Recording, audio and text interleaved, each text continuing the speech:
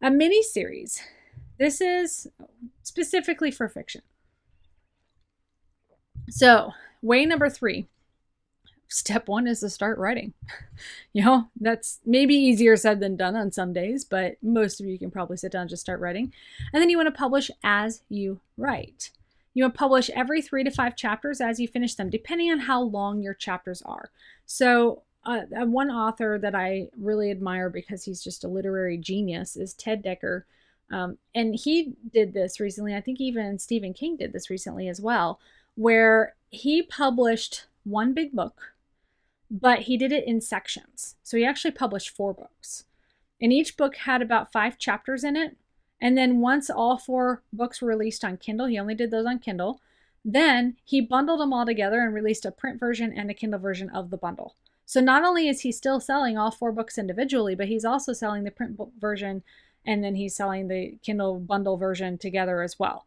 Yes, the Kindle bundle costs a little bit less, like $9.99 or something like that, versus the $2.99 for each of the other books.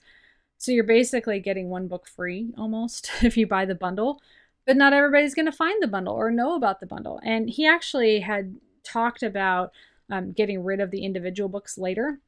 But the thing is, what he did was he created a brand and rabid fans by releasing these little snippets along the way as published books.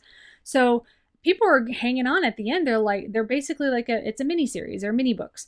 And they're like, I want to know what happens to these characters. And they're going to give you feedback on your story, which will help you develop your writing better and develop your craft for the next section of your book that you're going to publish as your next book.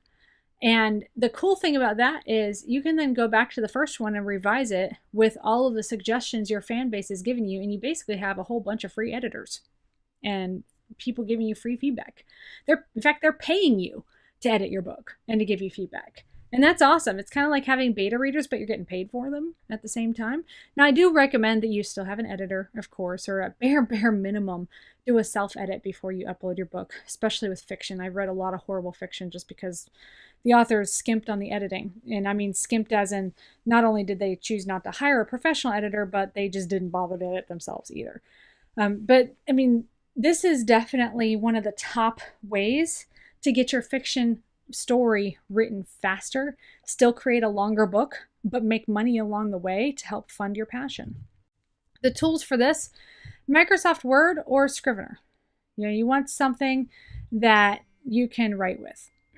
And I love Scrivener personally. I absolutely love Scrivener. It's just, I write my blog posts in Scrivener, honestly.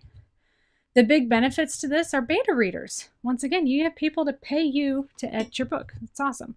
And you increase your ranking because over time you'll actually sell more books as your fan base grows and people buy the next one and the next one and the next one. And when Amazon sees it, they're buying more than one book from the same author. They love you and they're going to put you up there and be super excited to promote you.